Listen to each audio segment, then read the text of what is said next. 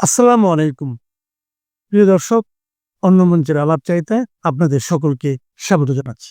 বাংলাদেশের দাপট কমাতে এবার ভয়ঙ্কর অ্যাকশনে ভারতীয় সেনাবাহিনী। প্রধানমন্ত্রীর দপ্তরের ফাইনাল অর্ডার এসে গেছে। যারা ভারতের চিকেন নেক কাটার স্বপ্ন দেখছিল তাদের গর্দানে এখন ভারতীয় সেনার থাবা। বাংলাদেশের সীমান্তে ভারতের বিধ্বংসী 17 মাউন্টেন স্ট্রাইক কোরের এন্ট্রি হয়েছে। ভারতের রকেট ফোর্সের এই রণসজ্জা দেখে ওপার বাংলার জেনারেলদের কপালে এখন চিন্তার ভাঁজ। মাউন্টেন ওয়ারফেয়ার বা পাহাড়ি যুদ্ধের সবচেয়ে ঘাতক বাহিনী এখন বর্ডারে মোতায়েন। দর্শক, বাংলাদেশে গত কিছুদিন ধরে যে ভারত বিরোধী কার্যকলাপ এবং কথার লড়াই চলছে, তার মাঝেই দিল্লি এমন এক নীরব চাল চেলেছে যার কম্পন এখন ঢাকার ক্ষমতার অন্তরে ভূমিকম্পের মতো অনুভূত হচ্ছে। এতদিন যেসব নেতারা টিভি স্টুডিও আর র্যালিতে মাইক হাতে ভারতের টুকরো করার, চিকেন নেক ব্লক করার এবং উত্তর পূর্ব ভারতকে কেটে ফেলার বড় বড় বুলি আওড়াচ্ছিলেন, তাদের গলা এখন শুকিয়ে কাঠ হয়ে গেছে। তারা ভেবেছিল ভারত হয়তো শান্তি আর ভাই ভাই সম্পর্কের দোহাই দিয়ে সব চুপচাপ মেনে নেবে, কিন্তু তারা ভুলে গিয়েছিল যে এটা নূতন ভারত। এই ভারত ধমকানির জবাব মুখে দেয় না, বরং ব্যাটালিয়ান পাঠিয়ে দেয়। দর্শক, সীমান্তের পরিবেশ রাতারাতি বদলে গেছে। যেখানে আগে শুধু চোরাচালান আটকানোর জন্য বিএসএফ এর টহলদারি চলতো, সেখানে আজ ভারতীয় সেনার সেই ইউনিটের বুটের আওয়াজ শোনা যাচ্ছে যাদের গোটা বিশ্ব অফেন্সিভ ফোর্স বা আক্রমণাত্মক বাহিনী হিসাবে চেনে। এই বাহিনী শত্রুর হামলার অপেক্ষা করে না, বরং শত্রুর ডেরায় ঢুকে লড়াই শেষ করে আসার জন্য এদের তৈরি করা হয়েছে। বাংলাদেশের সেনাবাহিনী, যারা এতদিন তাদের নেতাদের বড় বড় কথায় তালি দিচ্ছিল, এখন তারা বাস্তব পরিস্থিতি দেখে আতঙ্কে রয়েছে। ভারত কোনো প্রেস কনফারেন্স না করে, একটি শব্দও খরচ না করে নিজেদের আয়রন ফিস্ট টেবিলের উপরে রেখে দিয়েছে। আজকের ভিডিওতে আমি আপনাদের এই ধামাকাদার খবরটির পুরো কাহিনী শোনাবে না, তাই ভিডিওটি শেষ পর্যন্ত অবশ্যই দেখবেন এবং এই বিষয়ে আপনাদের মতামত কি তা কমেন্টে জানাতে ভুলবেন না। দর্শক, আসলে সীমান্তে ঠিক কি এমন হলো যা 1971-এর স্মৃতি আবার তাজা করে দিল? ভারত কি সত্যি বাংলাদেশ বর্ডারকে এখন একটি অ্যাক্টিভ কোয়ার জোন বা যুদ্ধক্ষেত্রে পরিণত করেছে? আর এই 17 মাউন্টেন স্ট্রাইক তোর আসলে ভারতের কোন সেই শক্তি যার নাম শুনলেই প্রতিবেশী দেশের রেঞ্জারদের হাত পা ঠান্ডা হয়ে যাচ্ছে? শিলচর আর মিজোরামের জঙ্গলে এমন কি প্রস্তুতি চলছে যা কোনো বড় অপারেশনের ইঙ্গিত দিচ্ছে? আর বাংলাদেশের নেতাদের সেই উস্কানিমূলক কথাগুলো কি এখন তাদেরই গলার কাটা হতে চলেছে? এই সমস্ত প্রশ্নের উত্তর আপনারা এই ভিডিওতে পাবেন। দেখুন, গল্পের শুরুটা হয় সেই ভুল ধারণা থেকে, যা আমাদের প্রতিবেশী দেশের কিছু নেতাদের মাথায় ঢুকে গিয়েছিল। গত কয়েক মাস ধরে ওখানকার রাজনীতিতে একটা অদ্ভুত ট্রেন্ড দেখা যাচ্ছে, যে যত বড় ভারত বিরোধী কথা বলবে সে তত বড় নেতা হবে। কেউ বলছিল ভারতের চিকেন নেক করিডোর কেটে দেব, তো কেউ আমাদের উত্তর পূর্ব ভারতের রাজ্যগুলোকে ভারত থেকে আলাদা করার দিবা স্বপ্ন দেখছিল। দেখুন, এসব ছিল খবরে টিকে থাকার সস্তা নাটক। তারা ভেবেছিল ভারত তো সহনশীল, ভারত আর কি বা করবে। খুব জোর বিদেশ মন্ত্রক থেকে একটা কড়া নিন্দার চিঠি আসবে, কিন্তু এবার তাদের সেই চাল বুমেরাং হয়ে ফিরে এসেছে। এই নেতারা ভুলে গিয়েছিলেন যে ভারতের নীরবতা মানে দুর্বলতা নয়, বরং এটা প্রস্তুতির অংশ। তারা সস্তা রাজনীতির জন্য যে চিকেন নেক নিয়ে কথা বলেছিল, তা ভারতের নিরাপত্তার সবচেয়ে সংবেদনশীল জায়গা। আর যখন আপনি কোনো দেশের সার্বভৌমত্বে আঘাত করার কথা বলবেন, তখন আর বন্ধুত্বের দোহাই কাজে আসে না।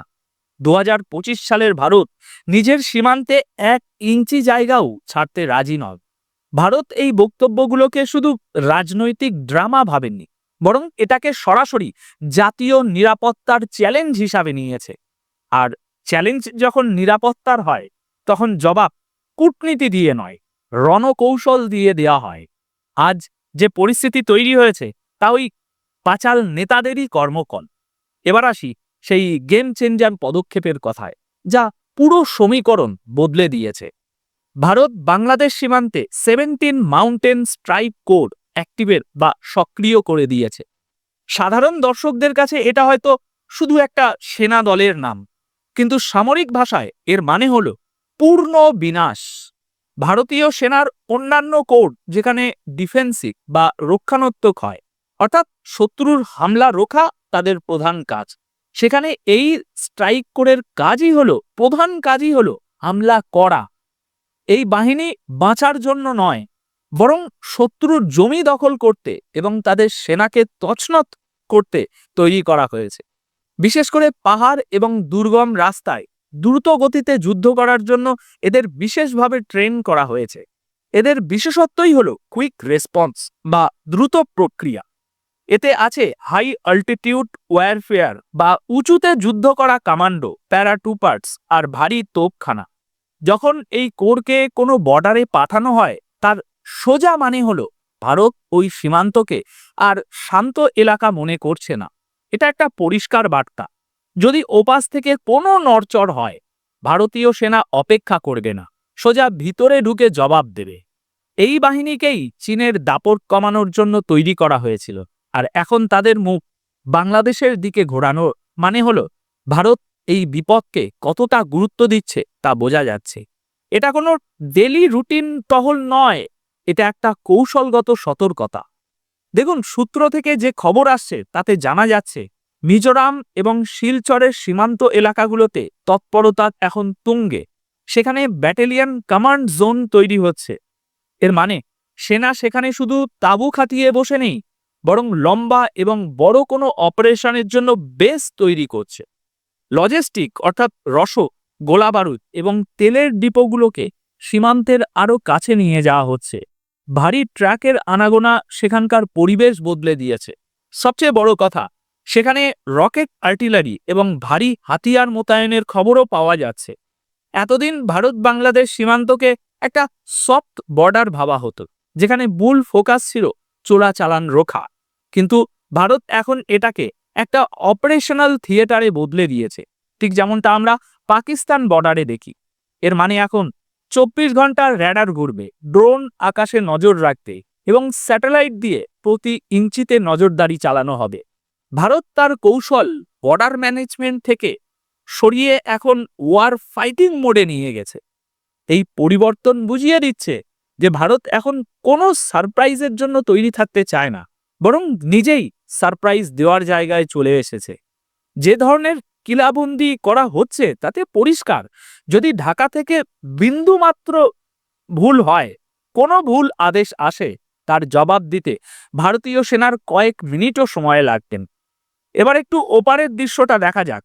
ভারতের এই প্রস্তুতি দেখে বাংলাদেশি সেনার হেডকোয়ার্টারে হুলস্থুল পড়ে যাওয়াটাই স্বাভাবিক।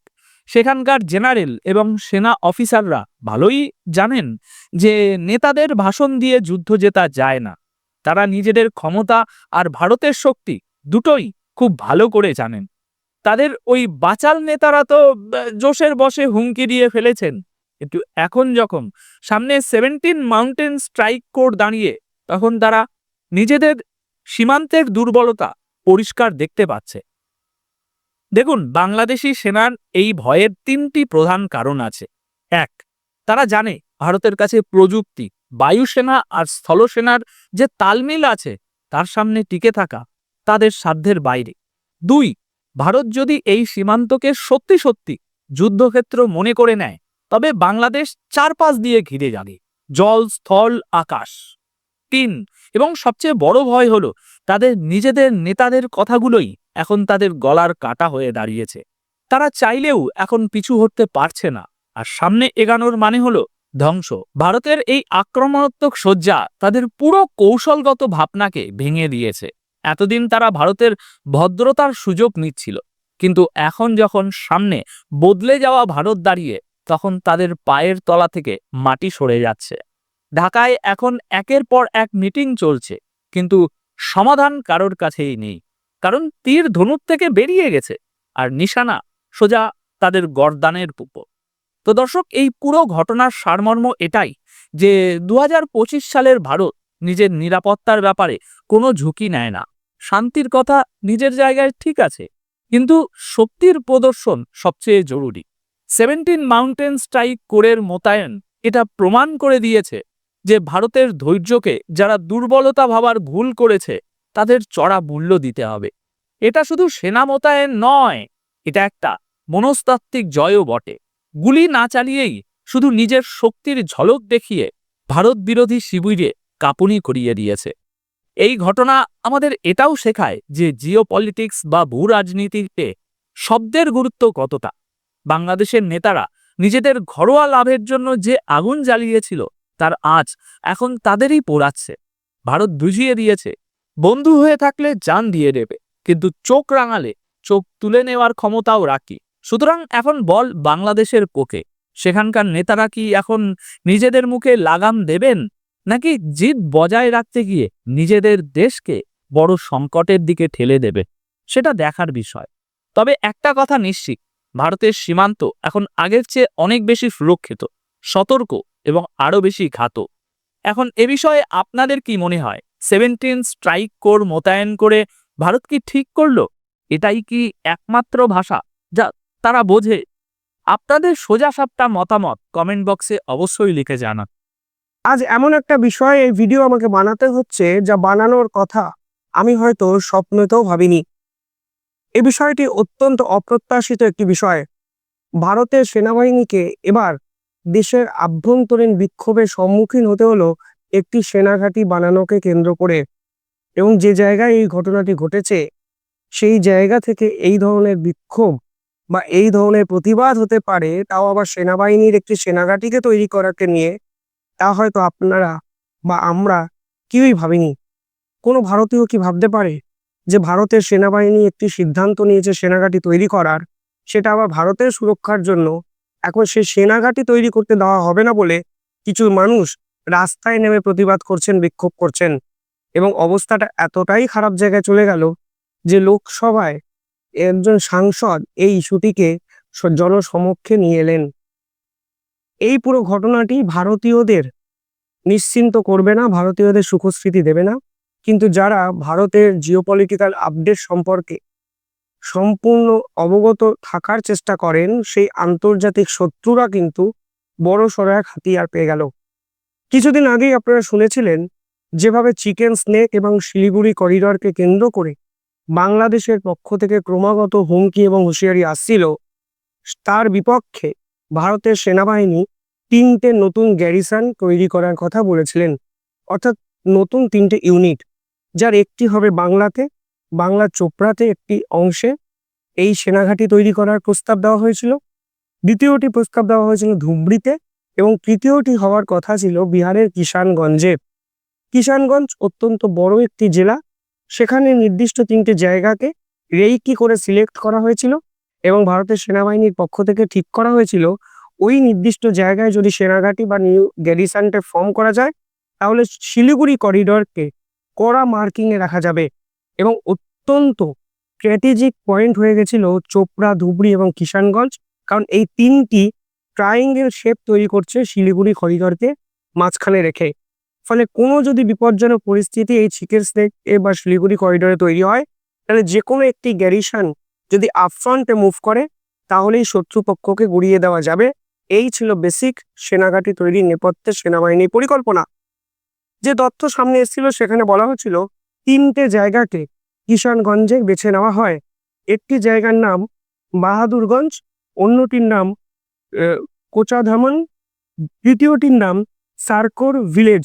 এই সারকোর ভিলেজ কিন্তু নেপাল বর্ডারেরও অত্যন্ত কাছে, এবং সাম্প্রতিক সময় একাধিক ঘটনা প্রমাণ করেছে যে নেপাল এবং ভারত সীমান্ত থেকে আইএসআই বিভিন্ন এজেন্টকে ঢুকিয়ে দেওয়ার চেষ্টা করছে ভারতে, কারণ নেপাল বর্ডার অপেক্ষাকৃত কম সিকিউর জোন, কারণ কোনো পাসপোর্ট লাগে না, ভিসা লাগে না, খুব সহজেই এপার থেকে ওপারে যাওয়া যায় বলে আইএসআই এবং বাংলাদেশের অনুপ্রবেশকারী জঙ্গিরা এই নেপাল বর্ডারকে সাম্প্রতিক সময় ব্যবহার করার প্রবণতা দেখাচ্ছেন।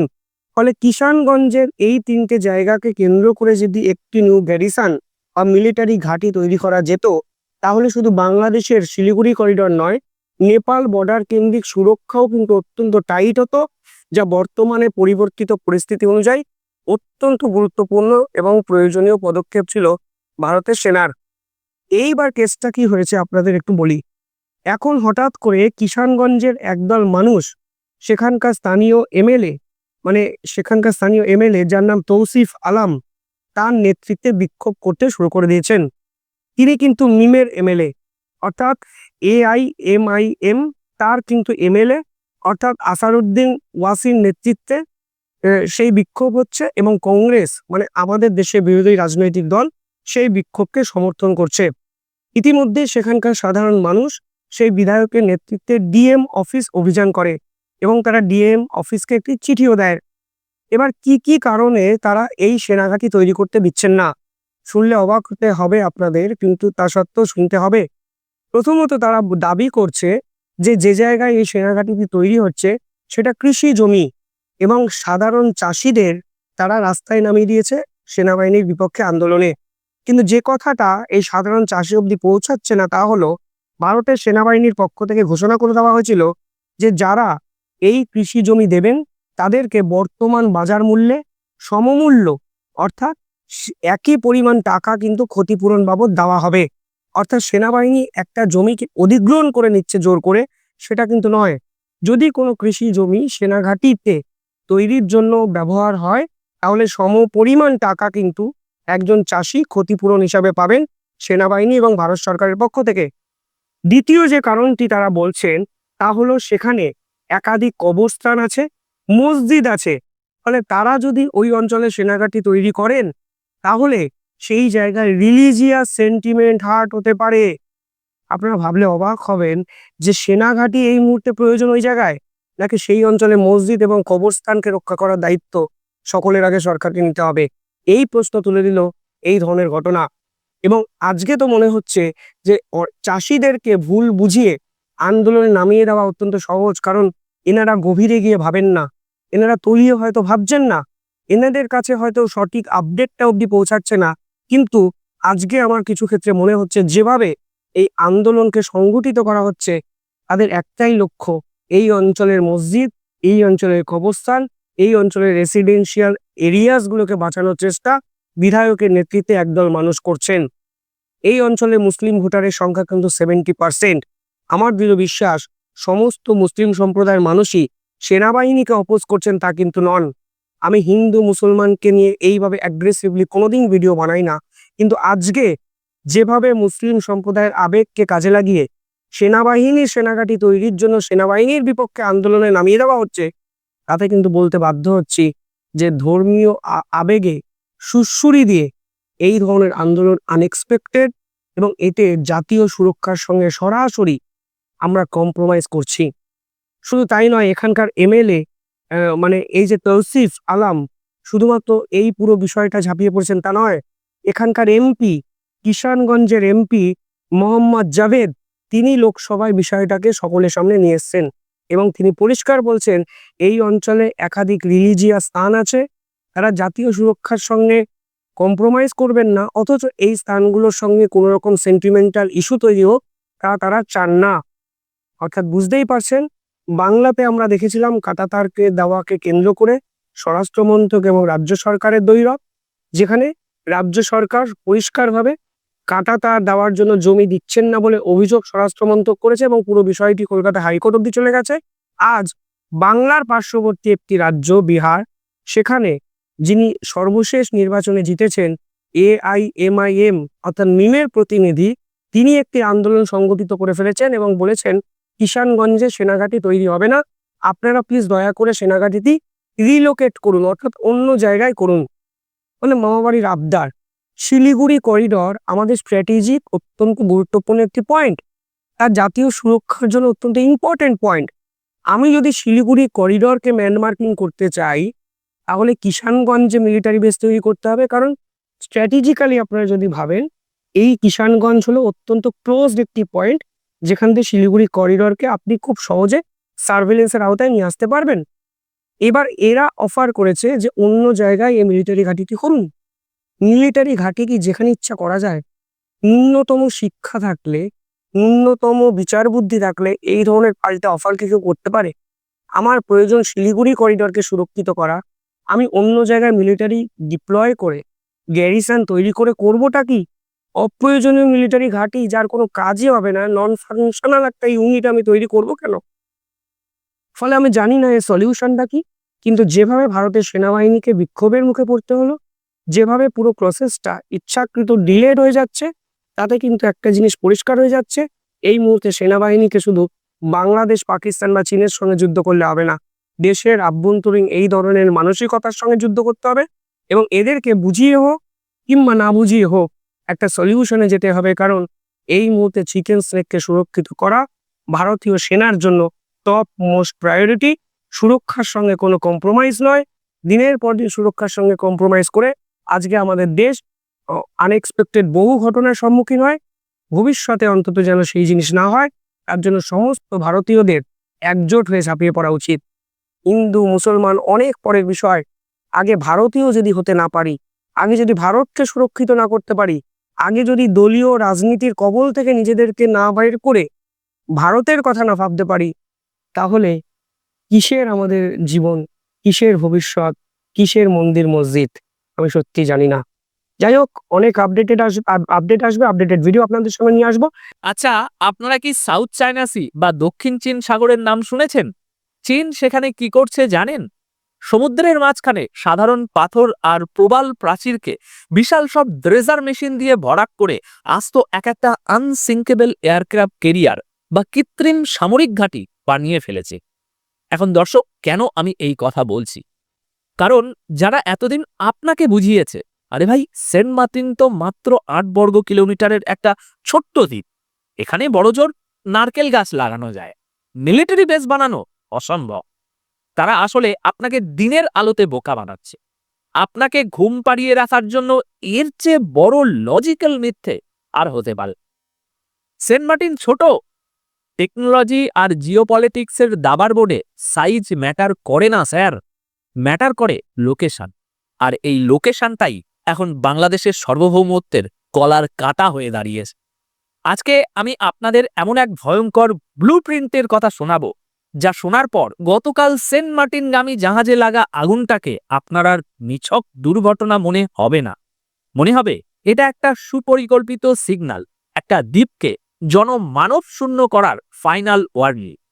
দেখুন, ফেব্রুয়ারি মাস আসছে, ক্ষমতার হাতল বদলাবে কিনা জান, কিন্তু বাংলাদেশের মানচিত্রের দক্ষিণ কোণে একটা বড় পরিবর্তন আনার আয়োজন কিন্তু প্রায় সম্পন্ন। সেন্ট মার্টিন কি আর আমাদের আছে, নাকি আড়ালে আবডালে সাইন হয়ে গেছে কোনো গোপন দলিলে? চা বা কফিটা হাতে নিন, আজকের আড্ডাটা একটু গরম হবে আর লজিকগুলো হবে ধারালে। চলুন তাহলে শুরু কর। দেখুন, গল্পের শুরুটা কিন্তু গতকালের আগুন দিয়ে হয়নি। আগুনের ধোঁয়া তো আমরা কাল দেখলাম, কিন্তু বারুদ জমানো হচ্ছিল গত কয়েক মাস ছেড়ে। আচ্ছা, বিষয়টা একটু সহজ করে ভাবো। ধরুন, আপনার বাড়ির পিছনের একটা ঘর আপনি কাউকে দখল দিতে চান অথবা ভাড়া দিতে চান, কিন্তু সেখানে আপনার বাড়ির বাচ্চারা সারাদিন খেলাধুলো করে ছুটে বেড়ায়। আপনি কি করবেন? আপনি হুট করে বাচ্চাদের বের করে দেবেন? না, দেবেন। আপনি প্রথমে বলবেন, ওই ঘরটা খুব নোংরা, ওখানে গেলে অসুখ হবে। তারপর বলবেন, ওখানে ভূত আছে। শেষে হয়তো একদিন ছোটখাটো একটা দুর্ঘটনা সাজিয়ে বলবেন, দেখেছিস, বলেছিলাম না ওখানে যাওয়া বিপজ্জনক। ব্যাস, বাচ্চারা ভয়ে আর ওমুখী হবে না, ঘর ফাঁকা। এবার আপনি যা খুশি তাই করতে পারেন, ভাড়া দেবেন কি বিক্রি করবেন, যেটা খুশি। সেন্ট মার্টিন নিয়ে ঠিক এই একই সাইকোলজিক্যাল গেমটাই খেলা হচ্ছে গত 3-4 মাস ধরে। লক্ষ্য করুন, যেই মুহূর্তে পর্যটন মৌসুম শুরু হওয়ার কথা, ঠিক তখনই একটার পর একটা অদ্ভুত নিয়ম জারি করা হলো। পরিবেশ বাঁচানোর দোহাই দিয়ে বলা হলো, যাও, কিন্তু রাতে থাকা যাবে না। তারপর বলা হলো, রেজিস্ট্রেশন করতে হবে, অনেকটা ওই বিদেশে যাওয়ার মতো ভিসা প্রসেসিং এর স্টাইলে। আরে ভাই, নিজের দেশে ঘুরতে যাব, সেখানে এত বিধিনিষেধ কেন? সাধারণ মানুষ যখন তাও পিছু হটল না, তখন গতকাল আমরা দেখলাম ভরা দরিয়ায় পর্যটকবাহী জাহাজে দাউ দাউ করে আগুন জ্বলছে। এটাকে আপনি কি বলবেন? কাকতালীয়? ইতিহাস কিন্তু কাকতালীয় ঘটনায় বিশ্বাস করে না ভাই। আমাদের দেশে বস্তি উচ্ছেদের সেই পুরনো টেকনিকটা মনে আছে আপনাদের? যখন হাজার নোটিশ দিয়েও গরিব মানুষদের সরানো যায় না, তখন হঠাৎ মাঝরাতে বস্তিতে একটা রহস্যজনকভাবে আগুন লেগে যায়, সবকিছু পুড়ে ছাই হয়ে যায়, মানুষ জানের ভয়ে পালিয়ে যায়। আর ঠিক তার 2 দিন পরেই দেখবেন সেই পোড়া ছাইয়ের উপর বড় বড় রিয়েল এস্টেটের কোম্পানির সব সাইনবোর্ড ঝুলে গেছে। কালকের জাহাজের আগুনটা আমার কাছে সেই বস্তিতে আগুন লাগানোর মতোই মনে হচ্ছে। পার্থক্য একটাই, ওখানে উদ্দেশ্য ছিল জমি দখল, আর এখানে উদ্দেশ্য হলো ভীতি প্রদর্শন বা প্যানিক ক্রিয়েশন, যাতে ভয়ে আপনি আর সেন্ট মার্টিন মুখী না হন। উদ্দেশ্য পরিষ্কার, জনগণের মনে একটা আতঙ্ক ঢুকিয়ে দেওয়া, যাতে তারা বলে, বাবা, জানমালের দায়িত্ব আগে, সেন্ট মার্টিন গিয়ে কাজ নেই, তাই না? আর একবার যদি এই দ্বীপটাকে পর্যটক শূন্য করা যায়, স্থানীয়দের ব্যবসা বাণিজ্য বন্ধ করে তাদের পেটে লাথি মারা যায়, তাহলে দ্বীপটা খালি করতে কতক্ষণ ভাই? আর একটা খালি দ্বীপ, বা বলা ভালো একটা গোস্ট আইল্যান্ড, কার না পছন্দ? বিশেষ করে তাদের, কার পছন্দ? বিশেষ করে তাদের যারা গোপনে সেখানে এমন কিছু করতে চায় যা সাধারণ মানুষের চোখের আড়ালে রাখা যোগী। আচ্ছা, এবার আসি সেই তথাকথিত বুদ্ধিজীবী আর বিজ্ঞানীদের কথায়, যারা টিভিতে বসে বড় বড় গ্রাফিক্স দেখিয়ে বলেন সেন্ট মার্টিনে জোয়ার ভাটার সমস্যা আছে, দ্বীপের মাটি নরম, এখানে ভারী বিমান নামতে পারবে না, তাই আমেরিকার এখানে ঘাঁটি করার কোনো স্বার্থই নেই, প্রশ্নই আসুন। হাস্যকর, সত্যি বলছি, হাস্যকর। এদের কথা শুনলে মনে হয় আমরা এখনো সেই প্রস্তর যুগে বসবাস করছি। ভাই, আপনারা কি মালদ্বীপের দিকে তাকিয়েছেন? মালদ্বীপের অনেক দ্বীপ সেন্ট মার্টিনের চেয়েও ছোট এবং নিচু। চীন সেখানে লক্ষ লক্ষ টন বালি আর কংক্রিট ফেলে কৃত্রিম দ্বীপ তৈরি করে ফেলেছে। আধুনিক ইঞ্জিনিয়ারিং এ ল্যান্ড রিক্লেমেশন বা ভূমি পুনরুদ্ধার বলে একটা টার্ম কাজ। ড্রেজিং করে সমুদ্রের তলা থেকে বালি তুলে একটা দ্বীপের আয়তন 3 থেকে 4 গুণ বাড়িয়ে ফেলা এখন মাত্র কয়েক মাসের ব্যাপার। আর সেন্ট মার্টিনের ভৌগোলিক গঠন বা বেস রক নিয়ে যারা কথা বলেন তারা ভুলে যান যে আধুনিক মিলিটারি বেস তৈরি করতে এখন আর ওই প্রাকৃতিক পাথরের উপরে নির্ভর করতে হয় না। জাপানের ওসাকা বিমানবন্দর পুরোটাই ভাই সাগরের উপরে গহি। আমেরিকার বা যে কোনো সুপার পাওয়ারের কাছে সেন্ট মার্টিন কোনো রিয়েল এস্টেট প্রজেক্ট নয়, এটা একটা স্ট্র্যাটেজিক পয়েন্ট। দর্শক, ম্যাপটা চোখের সামনে একটু ভাসা। এই দ্বীপটা যেখানে দাঁড়িয়ে আছে সেখান থেকে এক ঢিলে কিন্তু 2 পাখি মারা সম্ভব। একটা, মিয়ানমারের দিকে নজর রাখা, আর 2, যেটা সবচেয়ে গুরুত্বপূর্ণ, চীনকে এখানে চেকমেট দেওয়া। চীন মিয়ানমারে তাদের প্রভাব বাড়াচ্ছে, ভারত মহাসাগরে তাদের সাবমেরিন ঘোরাফেরা করছে। এই রুটে একটা ওয়াচ টাওয়ার বা নজরদারি কেন্দ্র বসানো আমেরিকার বহুদিনের স্বপ্ন। আর এই স্বপ্ন পূরণের পথে একমাত্র বাধা ছিল সেখানে হাজার হাজার পর্যটক আর স্থানীয় মানুষের উপস্থিতি। আপনি তো আর ওই পর্যটকদের সামনে দিয়ে মিসাইল বা র্যাডার ইনস্টল করতে পারবেন না, তাই না? তাই আগে জায়গাটা খালি করা দরকার। যারা বলছে বেজ হবে না, তারা আসলে আপনাকে মূল ফোকাস থেকে সরাচ্ছে। বেজ হওয়ার জন্য দ্বীপের সাইজ কোনো বাধা নয়, বাধা ছিল জনবসতি, আর এখন সেই বাধাটাকেই সরানোর প্রক্রিয়া চলছে। দর্শক, এখন আপনাদের একটা টাইম লাইন মেলাতে বলবো। খাতা কলম লাগবে না, শুধু তারিখগুলো মাথায় রাখ। ডক্টর ইউনূস সরকারের মেয়াদ বা সময়সীমা নিয়ে একটা ধোঁয়াশা আছে, কিন্তু শোনা যাচ্ছে ফেব্রুয়ারি মাসটা খুব ক্রুশিয়াল হয়। তার যাওয়ার আগে বা ক্ষমতার পালাবদলের আগে কি কোনো বড় ডিল বা চুক্তি ফাইনাল করার তাড়া আছে? এই প্রশ্নের উত্তর খুঁজতে হলে আমাদের তাকাতে হবে আর একটা ঘটনার দিকে। গোপন সূত্র এবং সোশ্যাল মিডিয়ার বিভিন্ন রিপোর্ট বলছে সেনাপ্রধান জেনারেল ওয়াকারুজ্জামান সম্প্রতি অত্যন্ত গোপনে সেন্ট মার্টিন সফর করেছে। একজন সেনাপ্রধান দেশের যে কোনো জায়গায় যেতেই পারে, এটা স্বাভাবিক, কিন্তু প্রশ্ন হলো ওই টাইমিংটা। যখন দ্বীপ নিয়ে এত বিতর্ক, যখন আন্তর্জাতিক রাজনীতিতে সেন্ট মার্টিন একটা হট কেক, ঠিক সেই সময়ে এই ভিজিট কি শুধু পরিদর্শন, নাকি এটা কোনো সাইট সার্ভে বা জায়গার জরুরি? খেয়াল করবে, জেনারেল ওয়াকার নিজেও কিন্তু খুব একটা স্বস্তিতে নেই। একদিকে আওয়ামী লীগ শিবির তাকে ব্লেম দিচ্ছে, অন্যদিকে বর্তমান সরকারের ভিতরেও তাকে নিয়ে গুঞ্জন। তার অবসরের সময়ও ঘনিয়ে আসছে। এই ত্রিমুখী সংকটের মধ্যে সেন্ট মার্টিন কি কোনো দর কষাকষির তাস হিসাবে ব্যবহৃত হচ্ছে? আমেরিকা বা পশ্চিমা বিশ্ব কোনো সরকারকে সমর্থন দেওয়ার বিনিময়ে কিছু তো চাইবে, তাই না? আন্তর্জাতিক রাজনীতিতে ফ্রি লাঞ্চ বলে কিছু নেই। তারা যদি ইউনূস সরকারকে বা পরবর্তী কোনো সেটআপকে সমর্থন দেয়, তবে বিনিময়ে তারা কি চাইছে শেখ হাসিনা কিন্তু যাওয়ার আগে খুব স্পষ্ট করে একটা কথা বলে গিয়েছিলেন। তিনি বলেছিলেন সেন্ট মার্টিন দিয়ে দিলে তিনি ক্ষমতায় থাকতে পারতেন। তার এই কথাটা যদি সত্যের 1% হয়, তবে এখনকার ঘটনা প্রবাহও সেই সত্যের দিকেই আঙুল তুলছে।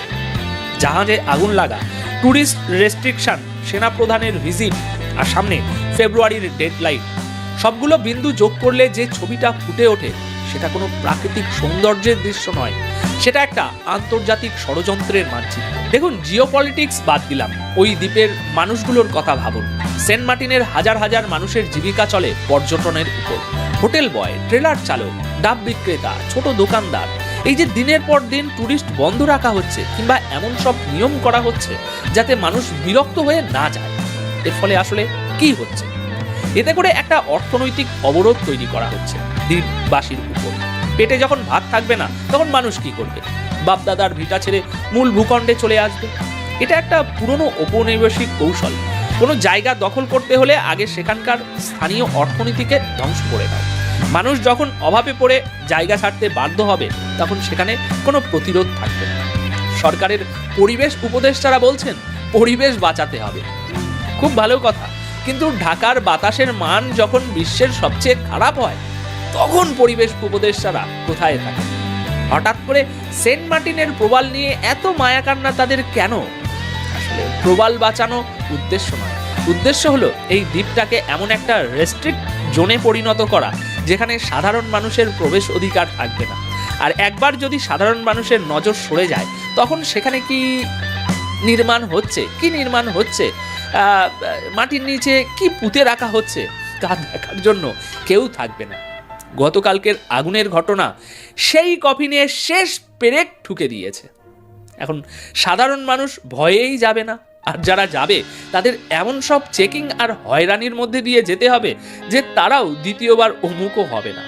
এখন শেষ করার আগে আসল প্রশ্নটা রেখে যেতে চাই আপনাদের বিবেকের কাছে। দেখুন, সেন্ট মার্টিন শুধু একটা দ্বীপ নয়, এটা বাংলাদেশের সার্বভৌমত্বের একটা প্রতীক। আজ যদি নিরাপত্তা বা উন্নয়নের দোহাই দিয়ে এই দ্বীপের নিয়ন্ত্রণ কোনো বিদেশি শক্তির হাতে চলে যায়, তবে কাল যে চট্টগ্রাম বন্দর বা পার্বত্য চট্টগ্রাম নিয়ে এই একই খেলা হবে না, তার গ্যারেন্টি কে দেবে? ফেব্রুয়ারি মাস আসছে, রাজনীতির মাঠে অনেক নাটক এখনো আমরা দেখব, কিন্তু পর্দার আড়ালে সেন্ট মার্টিন বিক্রির যে একটা নাটক মঞ্চস্থ হচ্ছে, তার স্ক্রিপ্ট কি আমরা ছিঁড়ে ফেলতে পারবো? জাহাজের আগুন নিভে গেছে, কিন্তু সার্বভৌমত্ব হারানোর যে আগুন জ্বলছে, সেটা নেভানোর জল কি আমাদের কাছে আছে? তাই চোখ কান খোলা রাখুন, সেন্ট মার্টিন নিয়ে যে কোনো খবর, যে কোনো পদক্ষেপের দিকে তীক্ষ্ণ নজর দিন, কারণ একবার যদি সেখানে অন্য কোনো দেশের পতাকা বা বুটের ছাপ পড়ে, তবে ইতিহাস আমাদের ক্ষমা করবে না। এখন বাদবাকি আপনারা কি মনে করেন? এই আগুনের ঘটনা কি শুধুই দুর্ঘটনা? কমেন্টে জানান আপনাদের মতামত খুব জরুরি, কারণ জনমতই একমাত্র শক্তি যা এই ষড়যন্ত্র রুখে দিতে পারে। ভিডিওটি শেয়ার করে সবাইকে সতর্ক করে দিন। দেখা হবে পরের ভিডিওতে আরো কোনো অন্য সত্য নিয়ে। ততক্ষণ পর্যন্ত ভালো থাকুন।